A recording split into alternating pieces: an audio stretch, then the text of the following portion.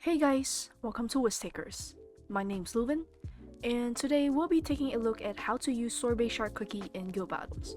Before we start, if this is your first time watching any guild battle strategy videos, I highly recommend you check out our other videos on guild battle, as they all contain info that will improve your runs by a lot. Without any further ado, let's jump straight into it. For our team today, we will be replacing Rai with Sharkie. This is because Sharkie can cast twice, while Rai can only cast once.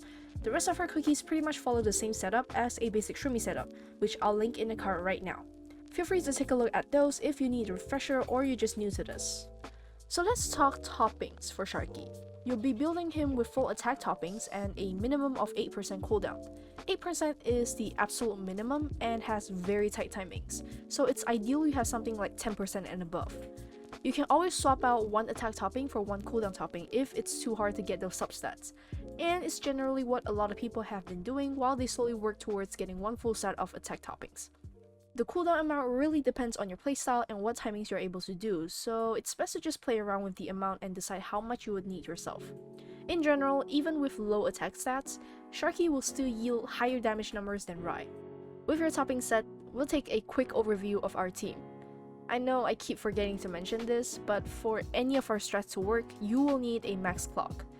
It's best to just refer to our first ever video on guild battle, as any future teams will be built upon the same principles and basically the same units, until we get a change to this game mode.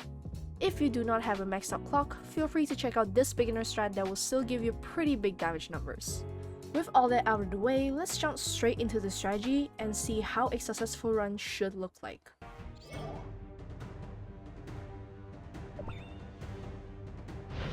최강의 해골이다!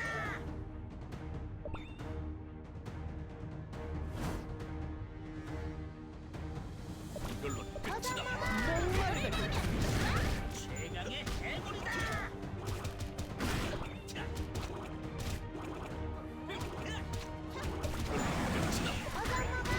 이걸로 끝이다.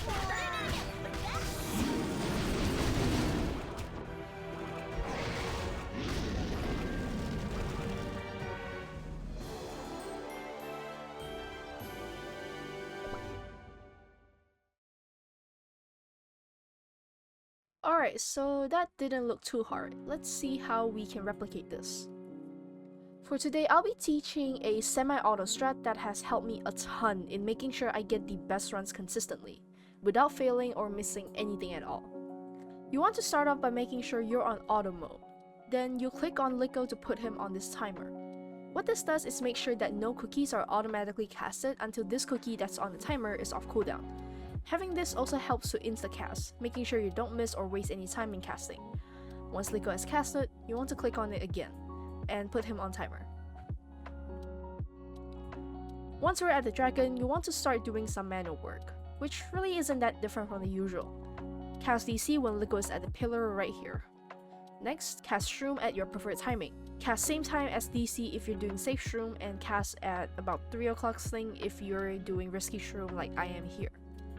Then you want to cast Vamp right at 6 o'clock, and Sharkie right after Vamp, around 7 or 8 o'clock on Slingshot. So because you're using auto, you won't really need to worry about tapping Slingshot at all, so just let auto handle it for you while you focus more on your cookie timings. At this point, your Lico should be casting, so if Lico survives, make sure to put him back on timer. If Lico dies, then you'll be putting Shroom on timer instead. When the minions are about to spawn, you want to cast DC manually. I think this is best timed by yourself, but I'll explain a bit on how you should cast DC. If you notice these summoning circles, they blink twice before the dragon roars and summon the minions. What you want to do is wait for it to blink once, then right as it's starting to blink the second time, which is sort of halfway through, cast DC. This usually ensures to interrupt both minions, which buys you time to cast all of your DPS. This doesn't really apply to everyone since we know that timings are kind of inconsistent across devices, so it's best to find out which exact timing works best for you, since now that we have practice mode, it's really easy to just determine that by yourself. After casting DC, you'll just want to prepare to cast the rest of your DPS.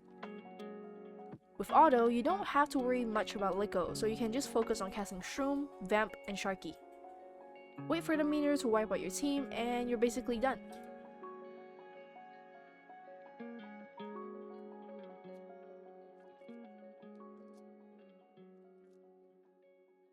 As you can see from the damage chart, Sharkie can do more than 1 million damage, which usually is around 300k more than what Rai does. For me, I can hit around 4.5 to 4.8 million pretty consistently with Sharkie, compared to 4 million with Rai just before this, so you can expect quite a bit of increase in damage when everything is done right. So I just want to talk a little bit about the last surviving Lico minion. While it might seem pretty insignificant, this low minion here is able to let the poison from Shumi take a lot longer, which makes for a pretty good damage boost. I want to specifically talk about it now, mostly because now that we have Sharkie, it's easier to get this third minion surviving pretty consistently. So let's talk about how we can achieve this. Before I start, just want to give a quick thank you to our community member Dopa for letting us in on this trick. This has been working well for me, and I really appreciate that little bit of damage boost from Lico for helping me achieve higher numbers than before.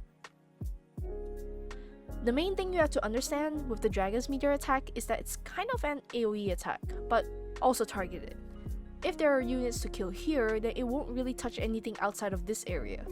With Vamp, Sharkie, and Lico's minion left standing, this one minion that spawned here is pretty much immune to meteors. The reason why it wasn't really achievable before is because we didn't have Sharkie, and now we do.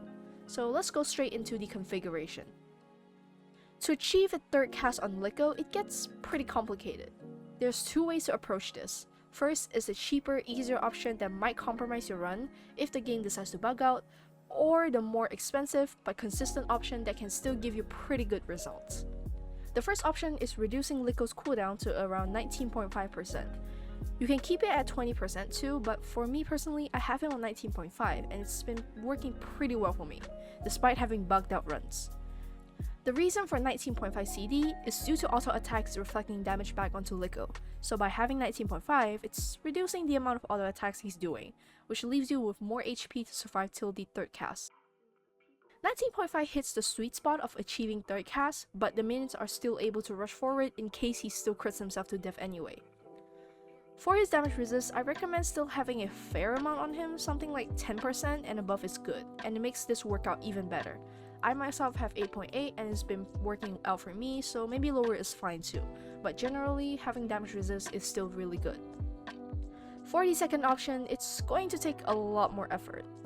Not only do you have to have a high amount of damage resist, which is something upwards of around 25%, you'll still have to maintain a high cooldown, which is also around 22% and above.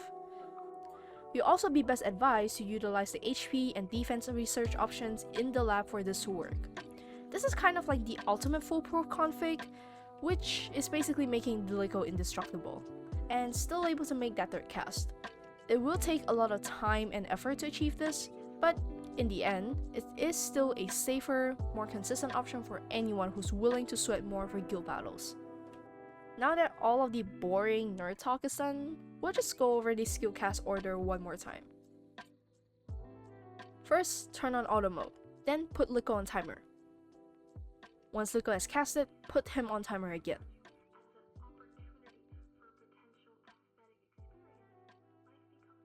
Cast DC when Lico is at pillar. Shroom when Sling is at 3 o'clock, or earlier if you're doing safe Shroom. Cast Vamp at 6 o'clock, then Shark immediately after at around 7 or 8 o'clock. When Lico has casted, put him back on timer. If dead, put Shroomy on timer. Cast DC when minions are about to be summoned. Cast the rest of your DPS and you're done.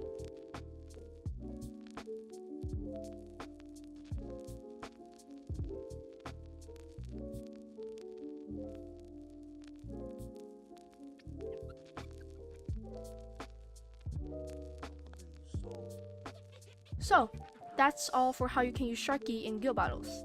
I know this video is really just long overdue, but I hope you enjoyed it anyway. If you're interested in talking more about the game, you can join our Discord server.